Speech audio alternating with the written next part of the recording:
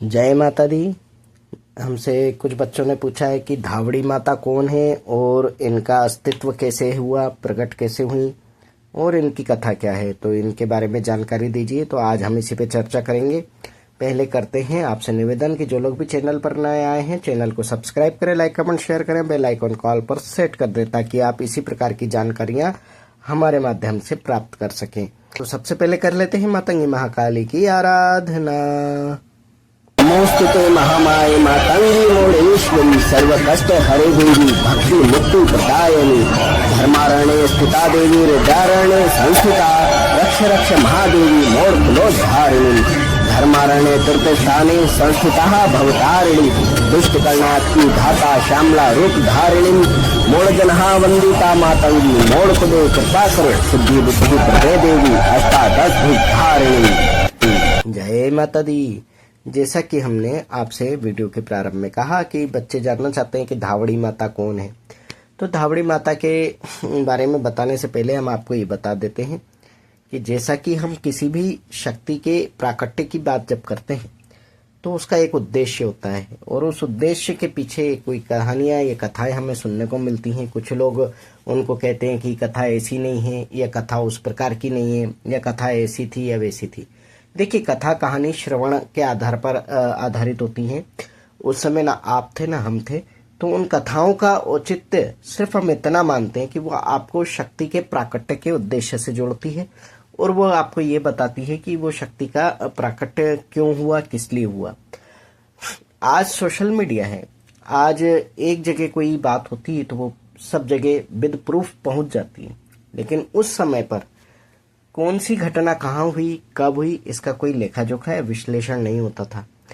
तो इसीलिए कुछ घटनाएं जो हैं लोगों ने अपने अपने अनुसार कहीं, फिर वो जब एक मुख से निकल करके दूसरे कान तक पहुंचती थी, फिर उस कान जिस व्यक्ति ने सुना है, जिस व्यक्ति के कानों तक वो बात गई, वो अपने मुख से फिर उसको प्रचारित करता।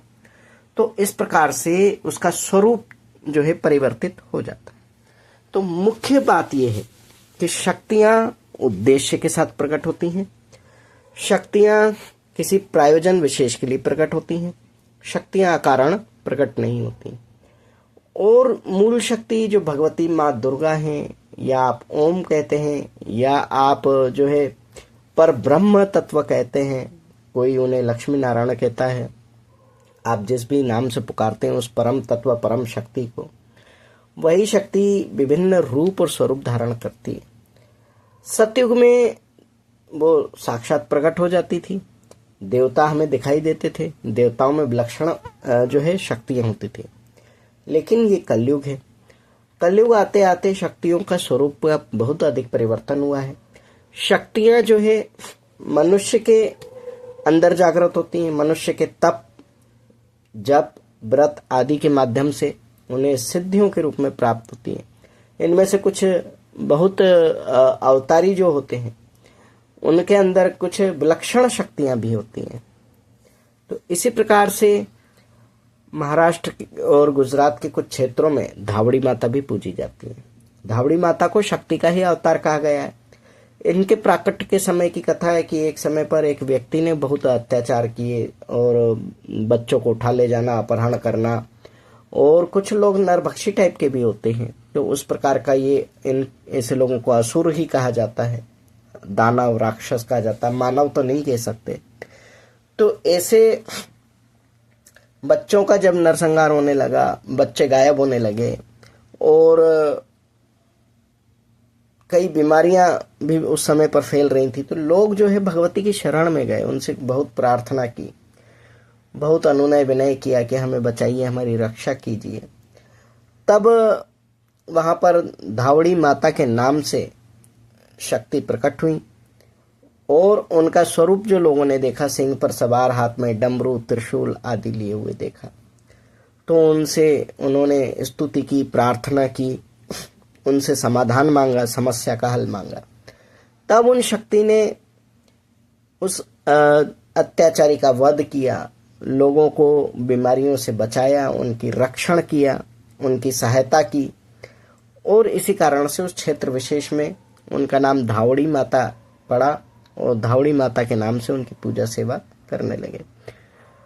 तो नामकरण का एक तरीका होता था, लोग अपने स्थानीय भाषाओं में जिस प्रकार के या जिस स्वरूप में भगवती का जो है प्राकट्य देखते थे या जिस अवस्था में देखते थे या जो उन्हें सूझता था वो नाम वो रखते थे। इस प्रकार से इनका धावड़ी माता नाम रखा गया और उस क्षेत्र विशेष में धावड़ी माता के नाम से विख्यात हुई।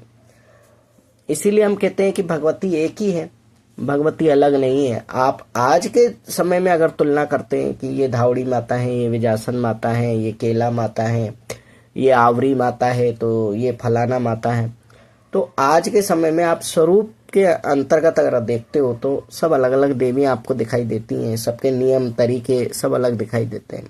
परंतु अगर आप उसको मूल रूप से देखोगे कि उस प्राकट्य के समय पर शक्ति कौन थी, शक्ति क्या है, शक्ति कहाँ से आई, अगर इस चीज को आप देखेंगे तो कभी भी ये भेद आपके मन में नहीं रहेगा। आप उन स्वरूपों में भेद नहीं करेंगे, आप उन्हें माँ मान करके ही पूजेंगे, माँ की सेवा ही करेंगे। हाँ, नियम अलग क्यों होते हैं, यहाँ ये विशेष जानना आवश्यक इसलिए क्योंकि हर स्वरूप का प्राकट्य होने का तरीका अलग था और वहां उपस्थित लोगों का आचार विचार नियम अलग था। तो उन्होंने जैसा स्वयं अपने लिए करते हैं या जैसा उनको ज्ञान है उसके अनुसार वो वहां पूजा सेवा करते हैं, आराधना करते हैं और वही परिपाटी फिर आगे चलती रहती है। इसलिए देवियों के प्राकट्य के समय पर जिस प्रकार से पूजा अर्चना की गई हो उसी का अनुसरण लोग करके उसको परंपरा में बदल देते हैं और उसी को माना जाता है कि ये देवी को ये प्रिय। भगवती ने ही ये सारा संसार बनाया है, भगवती ने ही इस सारे संसार को सर्जित किया है, तो भगवती का कोई प्रिय अप्रिय कुछ भी नहीं है। व्यवहार प्रिय अप्रिय हो सकता है, इसलिए हम भगवती के चरणों का पूजन सेवन करते हैं, उनका अनुसरण करते हैं और उनकी आराधना भक्ति करते हैं। तो अब आपके मन में ये प्रश्न नहीं रहेगा कि ये धावड़ी माता कौन है और धावड़ी माता के प्रकट होने का कारण क्या था।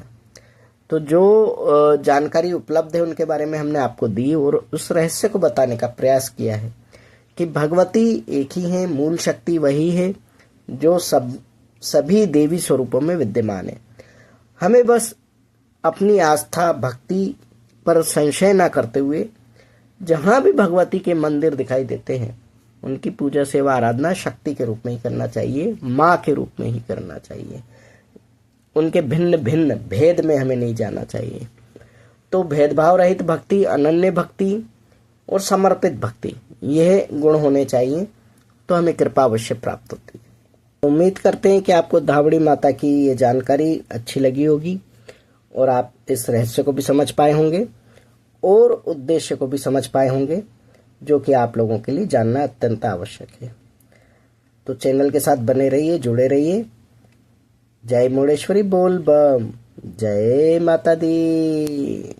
ओम मणिक्यमिणाम प्लाल्यन्तीं मदालसां मंजुलवाग्विलासां महेन्द्र नीलम द्योति कौमलांगी मतंग कन्या मनसा स्मरामि।